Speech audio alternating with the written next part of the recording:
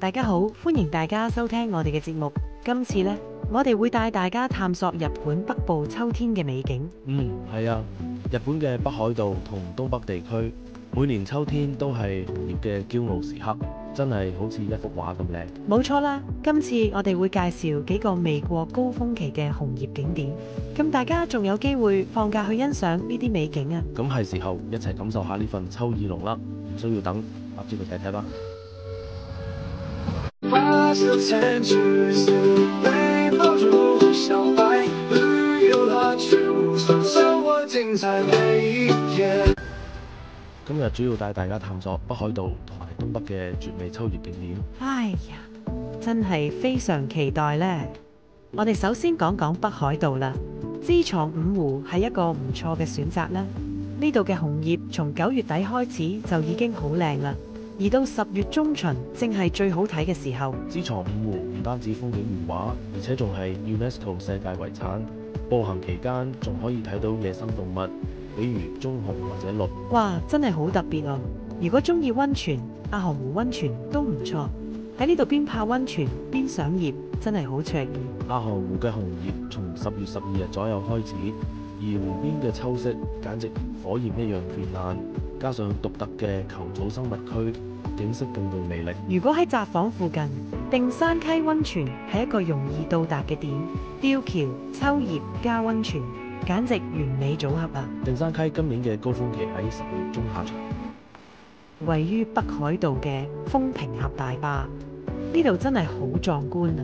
除咗大壩本身係一個工程奇蹟，周圍嘅森林仲會變成紅黃相間，好似鋪咗彩色地氈咁。聽你講到咁吸引，我都好想即刻去影相啦。係咪有啲特別節目可以欣賞呢？雖然呢度冇特定祭典，不過偶爾都有啲生態導覽活動喎，可以帶你更深入了解。哦，真係唔錯喎！如果我想去，應該點樣交通到達呢？可以喺札幌站搭巴士，大約1.5個鐘頭就到；揸車嘅話，大約1個鐘頭就夠啦。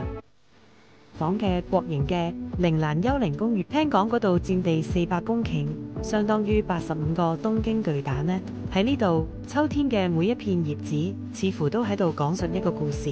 係嘅，呢個公園分為3個唔同嘅區域，而且仲充分利用咗北海道嘅幽靈地形，唔使走好遠就能夠領略到田園風光。另一個熱門地點係北海道大學，呢個充滿歷史嘅校園，每到秋天都會吸引大量嘅遊客。對，銀杏大道特別有名㗎，一排排嘅銀杏樹真係美得不能更讚。呢條大道飄滿金黃色嘅銀杏葉，行上去好似行緊黃金隧道咁。我哋啲聽眾肯定會超中意呢度影相。喺呢個時候嚟，仲有北大金葉季，真係熱鬧又好玩。係啊，仲有夜間燈光秀，令銀杏大道更加夢幻。從 JR 札幌站行約10分鐘就到，交通絕對冇問題。仲有札幌圓山公園，佢除咗賞櫻之外，亦都係秋天嘅好去處。圓山原始森林旁邊嘅北海道神宮係個唔能夠錯過嘅地方。圓山公園呢個季節，紅楓同黃銀杏交相輝映，可以話係一種視覺嘅享受。而家亦都係中島公園觀賞紅葉嘅好時候。坐地鐵到中島公園站落車之後，馬上就能夠進入一個黃色嘅隧道。係啊，門口嗰排銀杏樹實在太靚。不過除咗札幌，小樽亦都係賞秋葉嘅極佳選擇。係嘅，小樽離札幌只有1個鐘頭嘅車程。小樽運河兩邊嘅倉庫牆壁被常春藤覆蓋，每到秋天，呢啲常春藤就會染上紅色。小樽市中心嘅小樽公園風景如畫，而高處嘅手工公園仲能夠採集板栗，欣賞紅葉與海港相映嘅美景。唔可以唔提大沼公園，度假同攝影嘅好去處。大沼公園唔單止風景美，仲有豐富嘅野生動物，係個寧靜嘅療癒之地。然後我哋嘅下一個目的地就係函館公園啦。呢個公園不但有紅葉，仲有得欣賞函館山嘅夜景。哇，仲有動物園同遊樂場，係咪特別適合帶小朋友去呢？絕對係啦！紅葉從10月底開始轉色，仲有函館紅葉節啦，會有音樂會，熱鬧非常。交通方便，從函館站搭電車大約10分鐘就到啦。咁方便，又咁豐富嘅活動，真係非常吸引我哋一家大小去遊玩。秋天到了，要講起日本東北嘅特色，當然少唔到紅葉咯。係啊，東北嘅紅葉真係別有一番風味。今日呢，我哋就嚟傾下東北嘅頂級賞楓地點。我哋今日重點介紹嘅第一個地方係位於青森縣嘅弘前公園。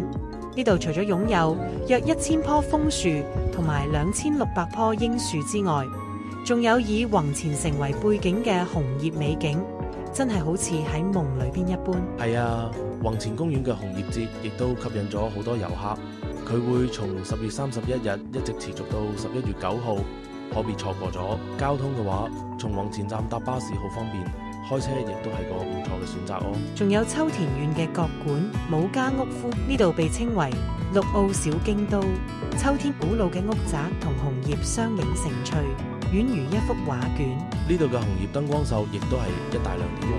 從10月11日持續到11月24日，到角館站落車之後，你只需要步行15分鐘就可以到達，非常方便。當然，岩手縣嘅中尊寺亦都唔能夠錯過。呢座 UNESCO 遺產以其古樸與神秘吸引住無數遊客，尤其是當月見板道被紅葉覆蓋時，更係讓人流連忘返。中尊寺嘅紅葉銀河燈光秀讓寺廟嘅景色更加夢幻。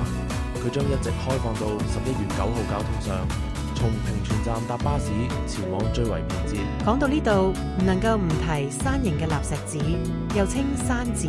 秋天爬上1015級台階，唔單止可以鍛煉身體，仲能夠睇到俯瞰整個紅葉山谷嘅壯麗景色。立石寺嘅寶珠山燈光秀係呢段賞葉旅程嘅完美補充，建議大家查好日期之後安排自己嘅行程哦。係陽通縣呢度嘅石亭同深字池，簡直就係自然同人工嘅絕妙融合，加上每年10月尾開始嘅紅葉燈光秀，簡直夢幻到不得了。松島作為三大景之一，的確值得一遊，交通亦都好方便。從 JR 松島海岸站行5分鐘就到啦。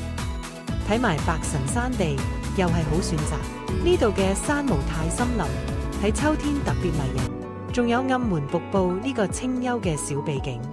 至於十和田湖點望台嘅景色，真係浪漫得無話可講。楓葉倒影在湖水中，簡直仙境。呢個跨咗青森同秋田嘅湖區，的確係個好去處。不過交通時間較長，而且仲有明子峽呢個地方，急崖峽谷加上嘅紅葉奇岩，真係攝影天堂。步行雖然有啲距離，但沿途風光無敵。今日介紹嘅東北紅葉景點，希望大家會喜歡。希望大家聽咗我哋嘅介紹之後，對北海道同東北嘅紅葉景點有咗更多嘅認識。